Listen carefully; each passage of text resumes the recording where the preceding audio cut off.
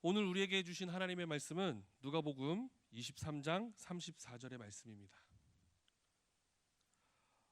이에 예수께서 이르시되 아버지 저들을 사하여 주옵소서 자기들이 하는 것을 알지 못함이니이다 하시더라. 그들이 그의 옷을 나눠 제비 뽑을세. 아멘. 말씀을 위하여 기도하겠습니다.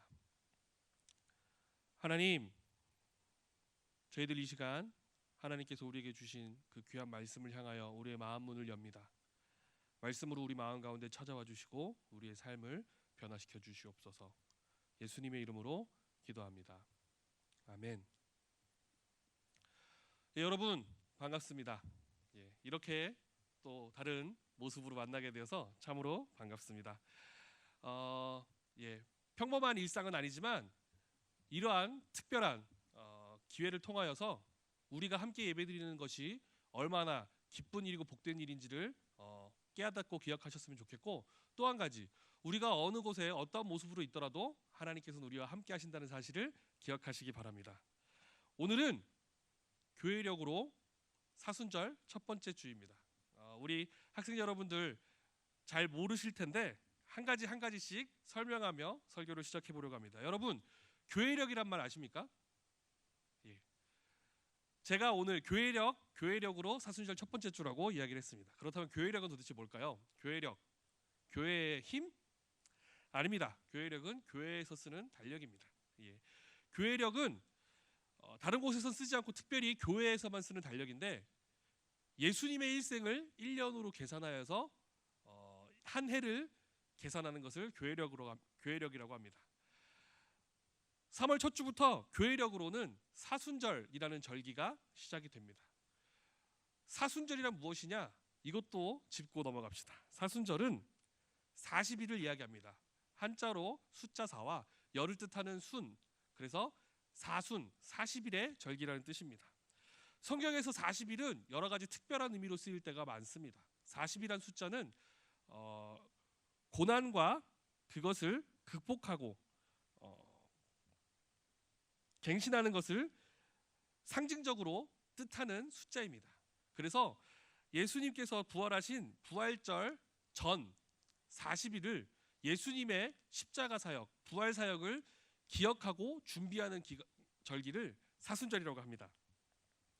그래서 특별히 이번 사순절기 6주 동안 예수님께서 십자가상에 사셨던 가상칠언의 말씀을 가지고 한 주 한 주 이야기해 보려고 합니다.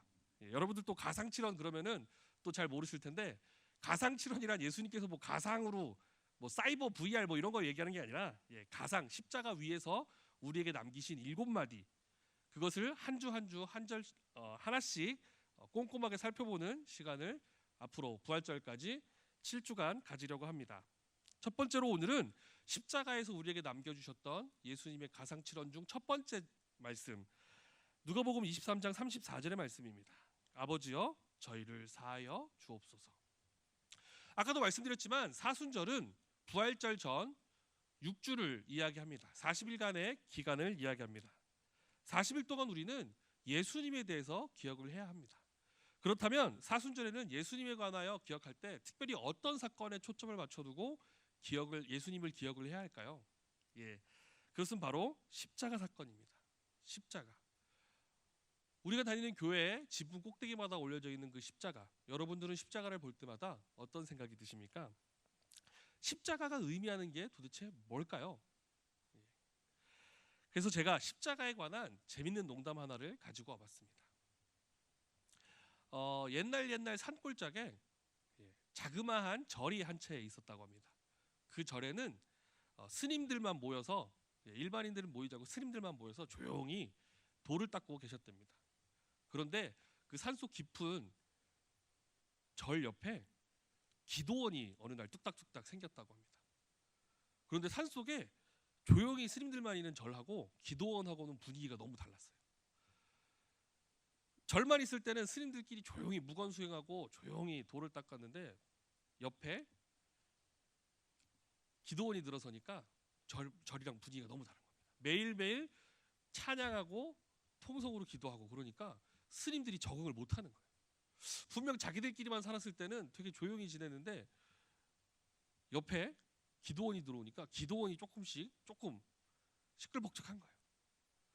어떻게 하지 하다가 스님들이 참다 못해서 결국은 좀 조용히 지내면 어떻겠냐, 항의를 하러 가기로 했습니다. 그래서 스님들이 모여서 회의를 할 때 도저히 못 찾겠습니다. 우리 항의를 합시다. 옳소. 스님들끼리 이런 회의를 하다가 어떤 스님이 이렇게 얘기했습니다. 그런데 항의하러 누가 가실 건가요? 스님들이 산속에 자기들끼리 조용히만 살다가 막상 기도원에 항의하러 갈 생각하니까 다들 자신이 없는 거예요. 그래서 눈을 피하고 서로 먼 산만 바라보다가 한 스님이 용기를 내서 이렇게 얘기했다고 합니다. 스님들, 제가 십자가를 지겠습니다. 예, 굉장히 썰렁한 농담이었는데요. 우리는 종종 십자가를 뭔가 무거운 짐을 든다, 뭔가 책임을 진다라는 단어로 쓸 때가 종종 있습니다. 종교를 막론하고 세상 속에서도 흔히들 쓰는 말이에요. 내가 십자가를 지겠다. 우리는 단순히 책임을 지고 무언가 일을 짊어진다라는 의미로 십자가라는 단어를 쓰기도 합니다. 하지만 이 사순절기에 우리가 기억해야 될 십자가의 참된 의미는 오늘 우리에게 주셨던 누가복음 23장 34절의 말씀에 담겨 있습니다. 예수님께서 십자가에서 우리에게 첫 번째로 이런 말씀을 남기셨습니다. 아버지, 저들을 용서하여 주십시오. 맞습니다. 사순절에 우리가 참되게 기억해야 될 십자가의 의미는 용서의 의미입니다. 예수님께서는 우리의 죄를 용서하시기 위하여 십자가에 달리셨습니다. 이사야 53장 5절에는 예수님을 이렇게 예언하였습니다. 그가 찔림은 우리의 허물 때문이요, 그가 상함은 우리의 죄악 때문이라. 그가 채찍에 맞음으로 우리는 나음을 받았도다. 아멘. 예수님께서는 그냥 십자가를 지신 게 아닙니다. 단순히 어떠한 책임을 떠맡으신 것이 아니라 우리를 용서하시기 위하여 십자가를 홀로 지셨습니다. 그렇기 때문에 오늘 십자가에서의 첫 우리에게 남기신 말씀은 우리의 죄를 용서해달라고 하나님 아버지께 부탁하시는 그 말씀을 첫 번째로 우리에게 남겨주셨습니다. 사랑하는 여러분, 그렇기 때문에 이 사순절기에 우리의 죄의 문제를 해결하시기 위하여 십자가를 지신 예수님을 기억해야 할 것입니다. 예수님께서는 우리의 죄를 용서해 주시기 위하여 십자가에 달리셨습니다. 십자가의 의미는 모든 죄를 용서한다는데 그 깊은 의미가 있습니다. 고린도전서 15장 22절을 읽어보겠습니다. 함께 읽겠습니다. 아담 안에서 모든 사람이 죽은 것 같이 그리스도 안에서 모든 사람이 삶을 얻으리라. 아멘. 예수님께서 십자가에서 우리의 죄를 용서하셨다라는 이야기를 하면은 공감을 못하는 친구들이 많습니다. 목사님, 저는 죄가 없는데요.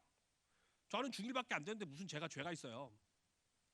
하지만 성경은 분명히 말하고 있습니다. 아담 이래로 모든 사람이 죽었다, 죄에 속하였다라고 이야기하고 있습니다. 이런 이야기를 하면 또 우리 학생들 억울해할 친구들 많아요. 목사님, 저는 아담 얼굴도 모르는데 왜 제가 아담 때문에 죄인인가요?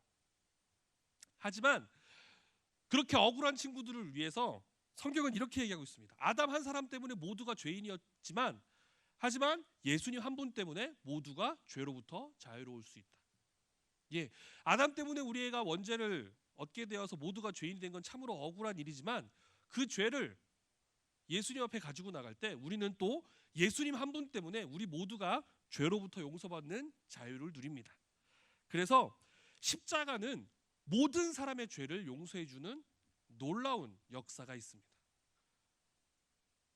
오늘 말씀을 통해 우리가 기억해야 될 첫 번째 사실입니다. 첫 번째 사실, 십자가는 모든 사람의 모든 죄를 용서한다. 오늘 말씀은 특별히 자신에게 못 박는 로마 병정들에게 하신, 그리고 자신의 못 박히는 것을 보며 자신을 저주하는 군중들에게 하신 말씀입니다. 그래서 우리는 이것을 통하여 두 번째 십자가의 놀라운 역사를 깨달을 수 있습니다. 두 번째 십자가의 놀라운 역사는 십자가는 원수마저도 용서한다. 십자가가 용서하지 못하는 죄는 없다라는 것을 우리가 깨달을 수 있습니다. 예수님께서는 착한 사람의 죄만, 무언가 열심을 다하는 사람의 죄만 용서하신 것이 아닙니다. 자신을 바라보며 저주하는, 자신을 둘러싸고 자신을 모욕하는 사람들까지도 바라보시며 저들의 죄를 용서해 주십시오라고 기도하셨습니다. 그렇기 때문에 십자가는 원수마저도 용서하는 놀라운 힘을 가지고 있습니다. 마지막으로 세 번째, 우리가 십자가를 통해서 기억해야 될 것은 우리도 이러한 십자가의 삶을 기억하고 용서의 삶, 희생의 삶을 살아야 한다는 것입니다. 예수님께서는 누가복음 9장 23절에 이렇게 말씀하셨습니다. 우리가 또 한 목소리로 읽겠습니다. 또 우리에게 이르시되 아무든지 나를 따라오려거든 자기를 부인하고 날마다 제 십자가를 지고 나를 따를 것이니라. 예수님께서는 모든 사람을 위하여 십자가에 자신을 희생하시고 모든 사람을 용서하시기로 하셨습니다. 그리고 우리도 그 십자가를 기억하고 십자가의 희생의 삶을 실천하는 삶을 살기를 원하고 계십니다. 그래서 자기마다 자기의 십자가를 지고 자신을 따라오라고 우리에게 부탁하셨습니다. 사랑하는 여러분, 이제 사순절 첫 번째 주가 시작이 됩니다. 예수님께서 우리에게 말씀하셨던 이 가상칠언 첫 번째를 통하여 모든 죄를 용서하시는 그 예수님의 놀라우신 십자가 사랑 기억하시고 원수의 죄마저도 용서하시는 그 십자가의 큰 사랑 기억하시고 우리도 예수님처럼 희생의 삶, 또 우리에게 잘못한 사람의 잘못을 용서하는 용서의 삶을 살겠다고 다짐하는 그런 귀한 사순절 되시기를 바랍니다. 기도하겠습니다.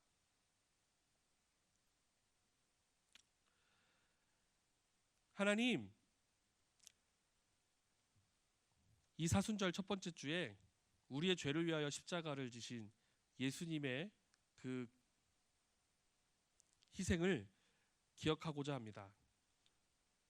그리고 예수님을 따라 우리도 십자가를 짊어지고 예수님을 따르는 삶을 살고자 합니다. 하나님, 우리와 함께하여 주시옵소서. 예수님의 이름으로 기도합니다. 아멘.